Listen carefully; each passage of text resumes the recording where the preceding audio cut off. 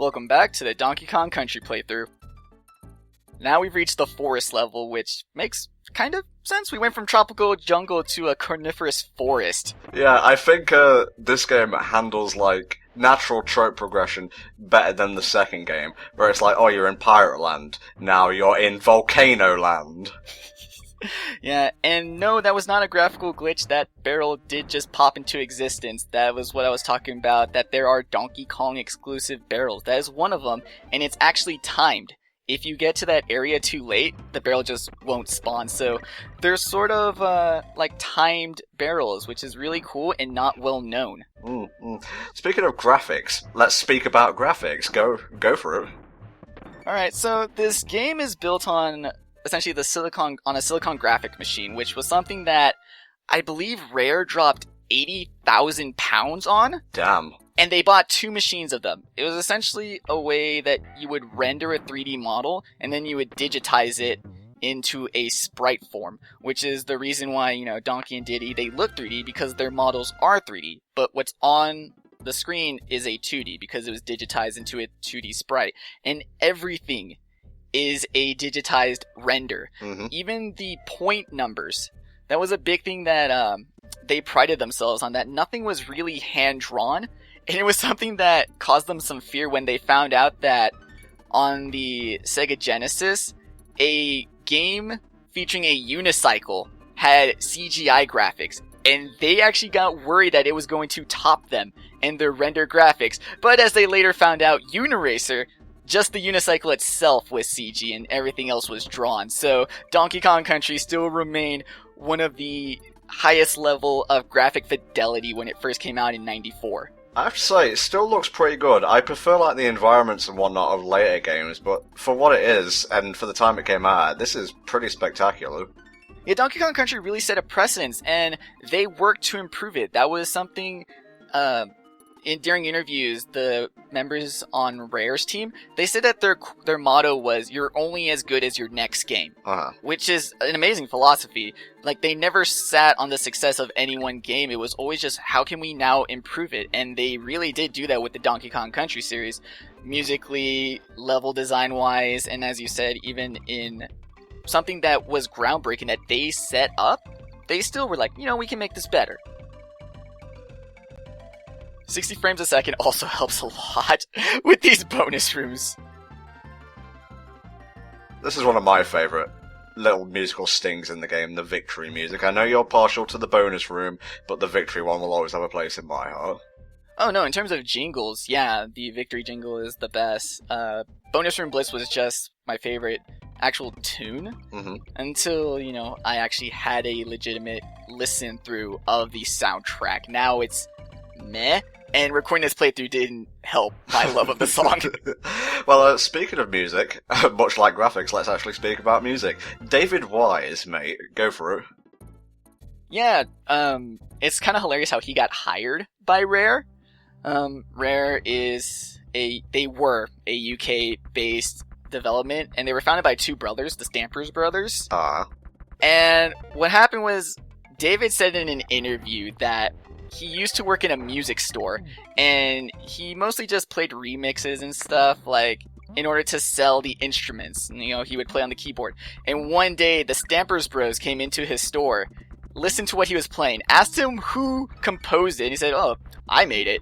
And they asked if they could speak to him privately in an office, and he thought he was making a sale, but instead they offered him a job at Rare. Nice. Which is amazing, and they said that was a way that a lot of people that got hired to Rare originally were. A lot of the early members, some of them had nothing to do with the game industry. They were just people, they had good connections. And then eventually, as they grew bigger and started forming multiple teams, then they started hiring, people who had experience in the industry. Yeah, another composer for Rare back in their heyday was Grant Kirkhope, and I think he was in metal bands to begin with. Holy shit. Yeah. Then he goes and makes the music in Banjo-Kazooie? Banjo-Kazooie, GoldenEye, I think the Jet Force Gemini as well, stuff like that. I often get him confused with David Wise, but they both have, very specific musical styles that are easy to distinguish.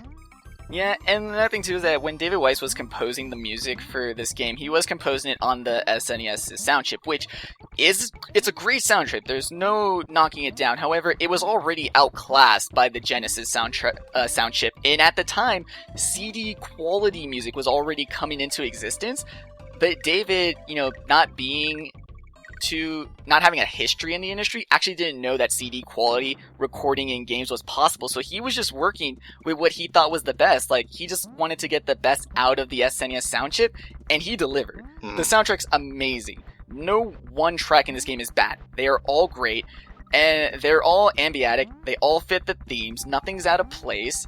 And for a team of 3 people who came up with this, was great. And it was really cool how some of the programmers actually helped with the soundtrack, because an SNES card is not that big. There's not a lot of memory. So what happened was, David was working really closely with a lot of the programmers, and they were doing him favors by cutting a lot of memory out of the game to give him more space for music. So I like that there was a lot of camaraderie during the development as well of this game. It does sound like a very, what's the word I'm looking for here, welcoming kind of environment to create a video game. And this level, Orangutan Gang, I believe it is. I love this level. I love the sunset. It's actually the last jungle level, so enjoy it while it lasts. But this is also a very silly level, because this is the one level with the most amount of bonus stages in it. And we will be getting them all. Nice. Oh, poor Espresso. He would never again see the light of gameplay in the Donkey Kong Country games. Neither he nor Winky the Frog, which is a stupid name for a frog. Yeah, I think they wind up stuffed in Cranky's cabin in the second game. Ouch. I'm not entirely sure, because Espresso gets completely just knocked out, the concept of your fast running flying thing. It gets replaced by an enemy by a buddy that's already in this game, but Winky gets outright replaced by a snake, because bouncing snakes make more sense than a bouncing frog. That's Ratley, right? Yeah, and to be fair, I'm totally cool with it. Winky controls like ass, and I don't like him. Alright, so we got the Unguard bonus stage too, so I get one of each and then I just skip the rest. But his bonus stage is kind of morbid. I mean, swimming around in the blood of his victims? What's up with that? Gathering miniature totems towards himself? I think you're trying to make this a bit more deep than it actually is, mate. Or am I? Ruined or made better?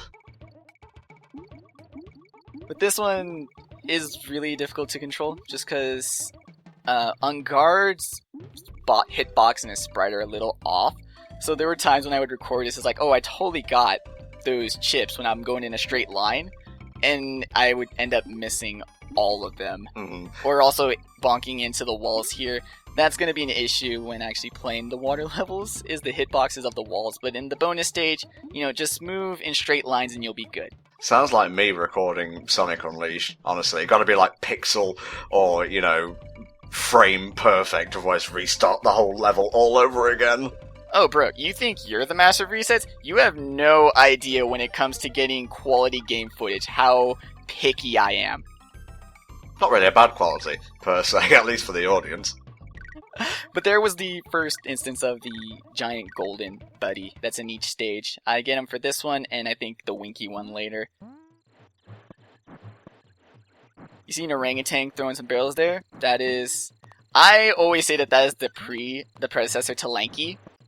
They just totally say, hey, remember that orangutan we had in DKC1? Let's just make him a full-fledged Kong. Because he's a member of the Kong clan in this game. But, he's just a baddie. It's you don't have any kind of funky name like Donkey or Candy or Diddy, so fuck you. You can go live in the wild. You don't get clothes. Yeah, no. Manky Kong. That's why Manky Kong ends up being a bad guy, is because they shunned him. Manky Kong. What the hell? Yeah. All you gotta do is a 2-syllable word that ends in Y, follow it by Kong, and you're good. That's the same kind of naming, theme kind of thing that went into naming the Smurfs. And all these bonus rooms are the same, just... You want to bounce off the tire, because after a certain altitude, your bounce becomes like a smash. But we're gonna use this barrel again. Gonna throw it at that Mankey. And another bonus stage. Jesus Christ, calm me down, actually. You use that one barrel for 3 bonus stages. It's glorious. You can tell this is the 90s, by the way, because Espresso is wearing sneakers. Oh, yeah, they're probably Air Jordans or something. Don't step on my kicks.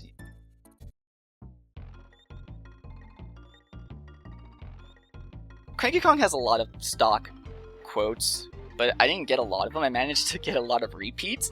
One of his gimmicks is talking about how the 8-bit era is better than the 16-bit era, because, you know, he's from originally an arcade game. Mm-hmm. But he'll talk about how, man, there's too many colors in this game. Back then we only had like 6 colors. And we enjoyed it. And he also mentioned something in that about a super jump. Super jump is something I've been using a lot so far. You may have noticed it, is where if you run off a ledge, don't jump, but run off it, or roll off it, you preserve your jump. So you always have one jump. Think of it like with Smash Bros. If you run off the ledge, you still have your 2 jumps. Yeah. So you can use that to your favor to cover a longer distance. It doesn't help so much with height, but you'll use it for a distance where you'll roll off the ledge, use the momentum from your roll, and then once that's run out, you'll then jump to get that last bit of distance. In the 3rd game, they kind of evolved that so you could actually skip across the water. What? Yep. Dude, that's hardcore. It is pretty cool. Really hard to pull off, though. I can't really do it consistently.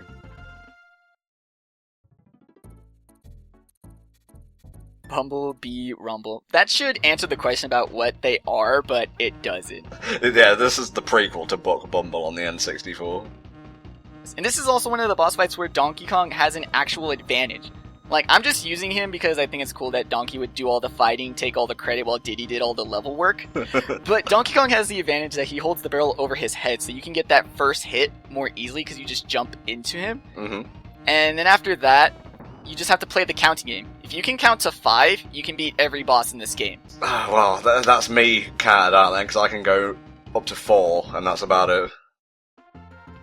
But once he's dead, you can watch him violently twitch while you celebrate getting your banana. One of my favourite pastimes. And you know what is another one of my favourite pastimes? Recording more commentary. We'll see you all next time. Bye-bye.